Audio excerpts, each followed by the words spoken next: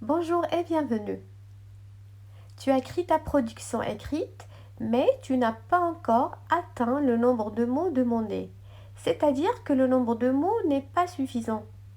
Voici donc des solutions.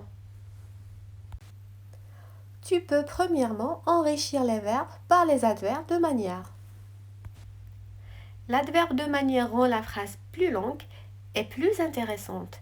Par exemple, si on parle des jobs d'été, les jobs d'été améliorent évidemment la vie des jeunes. Alors évidemment est un adverbe qui complète le verbe améliorer et rend la phrase plus intéressante. Ou bien, avec le même thème qui est les jobs d'été, plusieurs offres sont proposées constamment. Alors constamment est un adverbe qui complète le verbe proposer.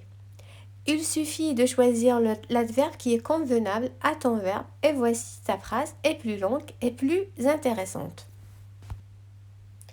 Alors ici, comme tu vois, je te propose une liste des adverbes qui accompagnent les verbes et que tu peux utiliser dans ta production écrite.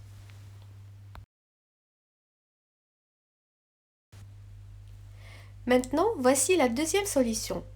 Tu peux ajouter des adjectifs au nom. Par exemple, si on parle de la colocation, et d'ailleurs c'est un sujet très courant dans l'examen du DELF, alors la colocation a de nombreux avantages.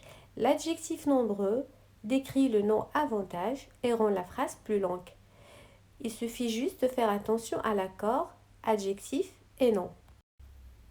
Et tout de suite, vous voyez un exemple des adjectifs accompagnés des noms avec des accords corrects.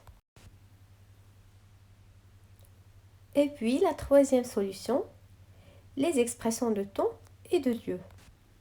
Effectivement, les expressions de temps et de lieu rendent la phrase plus longue. Par exemple, à nos jours, la technologie envahit même le domaine de l'école dans plusieurs pays. Alors nous avons à nos jours qui est expression de temps, dans plusieurs pays expression de lieu. Donc ce sont deux expressions qui ne sont pas précises. Si vraiment dans votre production écrite, vous n'arrivez pas à préciser exactement le temps et le lieu. Et surtout, vous faites attention à l'expression de temps qui est convenable à ton idée si vous parlez au passé, au présent ou au futur. Et voilà quelques expressions de temps qui ne sont pas précises et que vous pouvez utiliser dans votre production écrite pour parler au présent, au passé et au futur. Et voilà, j'espère que cette vidéo vous a été utile pour préparer votre examen DELF. Merci d'avoir suivi, à la prochaine.